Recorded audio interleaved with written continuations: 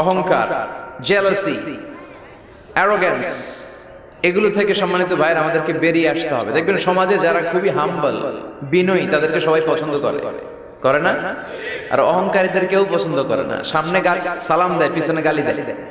কথা বলেন। এজন্য অহংকারী হবেন না, বিনয়ী হবেন। বিশ্বনবী বলছেন, আল্লাহ আপনি আমার বিনয়ী বানান, আপনি আমার ধৈর্যশীল বানান, আপনি আমার শুকর গুজার বানান।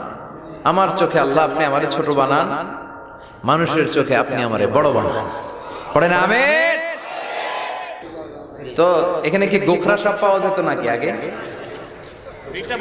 বিলটা অনেক বড় ছিল, এখানকার মাছ এসে আমরা খেতাম, সুন্দর একটা এলাকা ছিল। তো এখনো কি আছে জলাটা? বর্ষাকালে পানি হয়? আচ্ছা, পত্রিকা তো একবার একটা রিপোর্ট হয়েছিল গোখরার জলা নিয়ে। এটা বাংলাদেশের ওয়ান অফ দ্য বিগেস্ট জলা, অনেক বড় একটা জলা, অনেক